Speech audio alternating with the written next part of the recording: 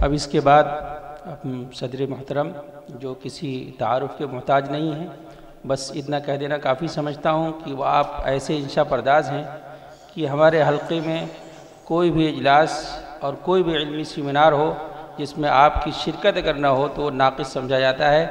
بس اسی کے ساتھ میں آپ سے درخواست کرتا ہوں کہ وہ آپ صدارتی کلمات سے ہمیں نوازیں۔ بسم اللہ الرحمن الرحیم، نحمدہ و نصلی علی رسولہ الکریم۔ حضرات، مولانا بلال صاحب، مولانا خالد صاحب،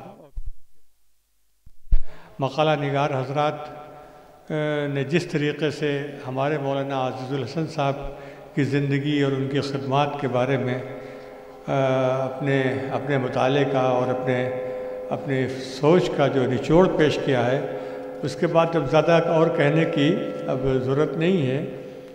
یہ میرے لیے بڑی بات ہے۔ میں اللہ کا شکر ادا کرتا ہوں کہ اللہ نے سہیل انجم صاحب اور ڈاکٹر شکیل صاحب اور جتنے بھی ہمارے مقالہ نگار حضرات ہیں، یہ ہندوستان کے نمائندہ حضرات میں سے ہیں۔ ان کے مقالات کو سننے کا موقع ملا ہم کو۔ مولانا کے بارے میں اب اور کیا کہا جائے۔ مولانا کے میں تو یہ سمجھتا ہوں کہ بہت سے لوگوں کی شخصیت سے متاثر ہونے کے لیے ان کو دیکھا جانا، ان کے ساتھ رہنا، ان کی صحبت کو پانا ایک بڑی چیز ہے۔ لیکن مولانا صدیقی صاحب کے بارے میں میں کہہ سکتا ہوں کہ انہوں نے جنہوں نے نہیں دیکھا ہے ان کو، یا جن کو ساتھ رہنے کا اتفاق نہیں ہوا یا کم ہوا، ان کے لیے بھی مولانا اپنی تحریروں کے ذریعے سے اس قدر متاثر کن شخصیت کے روپ میں سامنے آتے ہیں کہ لگتا ہے کہ وہ مجسم ہمارے سامنے موجود ہیں اور ہم ان کے ساتھ کہیں نہ کہیں ان کے ساتھ چل پھر رہے ہیں۔ یہ ہمہ خاکم کی رفتم کے بعد بار بار آئی ان کی آپ بیتی لکھنا کتنا مشکل کام ہے۔ اس لیے مشکل کام ہے کہ اس پہ جھوٹ بول نہیں سکتے ہیں اور سچائی کا اظہار بھی کر نہیں سکتے ہیں۔ دونوں باتیں ہوتی ہیں۔ ہم بہت سچ بول بھی نہیں سکتے ہیں اور جھوٹ بولنا تو خیر برا ہے ہی ہے۔ ایسے میں انہوں نے جس طریقے سے اپنی باتوں کو کہا ہے، یہ ایک پہلو ابھی سامنے نہیں آیا کہ مولانا نے کہا کہ جو بچپنا تھا اور ان کے والد صاحب کی جو زندگی تھی، اتنی مشکل ترین حالات میں تھی کہ وہ یتیم خانے کی زندگی کو تعبیر کیا، یتیم خانے میں جیل کی زندگی سے تعبیر کیا کہ ہمارے جو ابا تھے انہوں نے جیل میں زندگی گزاری، یتیم خانے میں زندگی گزاری۔ وہاں سے وہ جو اٹھے ہیں اور زندگی نے جو ان کو جو سبق دیے ہیں، اصل چیز وہی ہے۔ وہ ان لوگوں میں سے ہیں جنہوں نے زندگی کو بہت قریب سے دیکھا، انتہائی قریب سے۔ اسی لیے ان کا ایک پہلو جو رہ گیا وہ یہ ہے کہ انہوں نے ہمیشہ تجارت کو، علماء کے لیے تجارت کی وکالت کی، اور خود انہوں نے تاجر بن کر اور ایک کامیاب تاجر بن کر ثابت کیا کہ یہ چیز بھی زمانے کے تقاضوں کو سمجھنا کیا ہے۔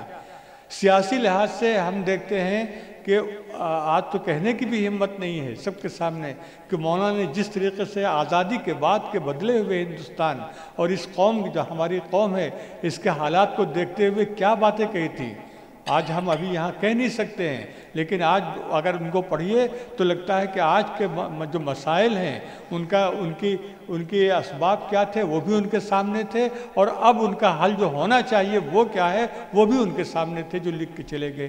تو مولانا کی شخصیت واقعی کمالات کی جامع شخصیت تھی۔ عالم بھی ہیں، ادیب بھی ہیں، صحافی بھی ہیں، انشا پرداز بھی ہیں، اور تحریک میں بھی ہیں، اور یعنی پیام انسانیت ہو، رابطہ ادب اسلامی ہو، کون سی تحریک ایسی ہے کہ جس میں مولانا پیش نہیں رہے اور اپنے وجود کو ثابت نہیں کیا۔